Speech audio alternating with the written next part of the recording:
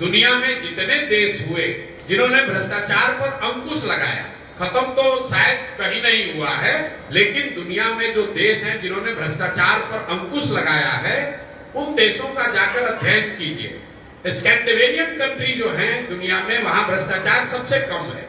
Finland में, Sweden में, Denmark में, उन देशों में भ्रष्टाचार सबसे कम है। कैसे उन्होंने कम किया?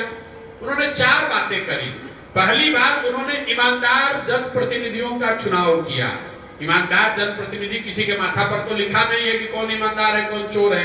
ईमानदारी तब आएगी जब अपने जनप्रतिनिधि को आप अकाउंटेबल बनाइएगा कि भैया तुम चोरी करोगे, तुम गलत करोगे, काम नहीं करोगे तो अगली बार तुमको हरा देंगे। तो धीरे धीरे लोग सुधरने लगते हैं। जैसे मान लीजिए बिहार में ही नल जल में लूट हुआ तो जितना वार्ड सदस्य लोग लड़े थे सब चुनाव हार गए, तो अगली बार चोरी करने से थोड़ा पहले डरेगा।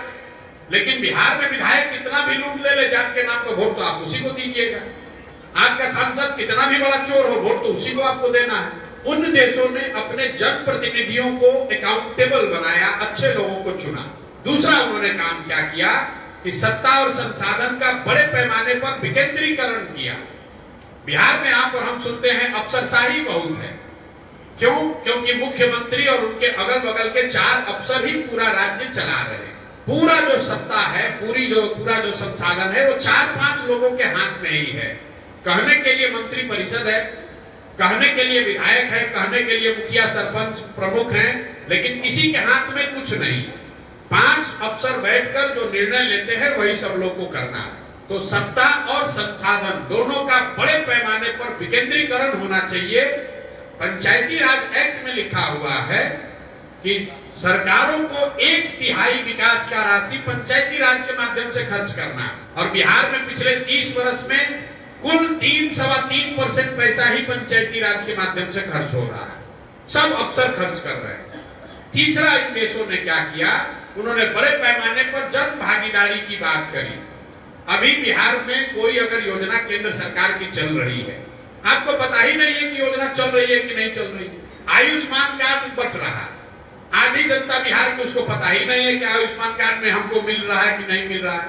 आयुष्मान कार्ड चलाने वाले लोग हमसे आकर मिलते हैं कि भैया कैंप लगाते हैं, जाते हैं, समझाते हैं, फिर भी लोग कार्ड नहीं बनवा रहा है।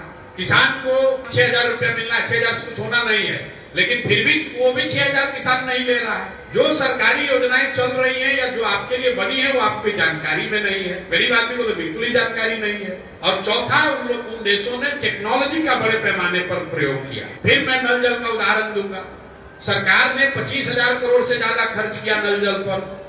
अगर सरकार ने 200-300 करोड़ रुपया लगाकर, जैसे बिजली का स्मार्ट मीटर लगा रहे हैं, वैसे अगर नल जल में भी स्मार्ट मीटर लगा होता तो पटना में बैठकर सरकार को ये जानकारी होती कि कितने बजे मीटर ऑन हुआ, कितना पानी निकला, कितना पानी किसने कंज्यूम किया। तो ये 4 चीज करके ही भ्रष्टाचार पर अंकुश लगाया जा सकता है। पहला, सही प्रतिनिधियों का चुनाव। दूसरा, बड़े पैमाने पर सत्ता और संसाधन का विकेंद्रीकरण। तीसरा, जन भागीदारी। और चौथा, टेक्नोलॉजी का प्रयोग। इन चारों के समायोजन से भ्रष्टाचार पर अंकुश लगाया जा सकता है, खत्म नहीं किया जा सकता है। कोई आकर कह रहा है नेता, अरे हमको वोट दे दो, हम आएंगे सब ठीक कर देंगे, तो आपको सिरे से मूर्ख बना रहा है या खुद बड़ा मूर्ख है। ये संभव नहीं है। आपने देखा इस देश में जन लोकपाल का नाम आया कि ये कानून बनेगा, देश से भ्रष्टाचार खत्म हो जाएगा। जो लोग इसका आंदोलन किए वही लोग भ्रष्टाचार में जेल में गए हैं। अगर इतना आसान होता तो आप समझिए पूरी दुनिया में सैकड़ों देश हैं, आप ही और हमको सबसे ज्यादा बुद्धि है, दूसरे देश वाले जन लोकपाल नहीं बना देते और सब भ्रष्टाचार खत्म हो जाता है। कोई सिल्वर बुलेट नहीं है कि बस एक कानून बनाए और भ्रष्टाचार खत्म हो गया। ये सतत प्रक्रिया है। जैसे जैसे व्यवस्था को अकाउंटेबल बनाइएगा वैसे वैसे भ्रष्टाचार कम होता जाएगा। जितना आपका व्यवस्था अकाउंटेबल नहीं होगा उतना आपको भ्रष्टाचार बढ़ेगा। नेता इसलिए भ्रष्टाचार कर रहा है कि उसके मन में हारने का डर नहीं है। उसको मालूम है कि बिहार की जनता हम कितना भी लूटपाट मचा ले, अंत में आकर वोट हमको ही देगा। जाति के नाम पर दे या लालू के डर से दे या भाजपा के डर से दे, वोट हम ही को देगा।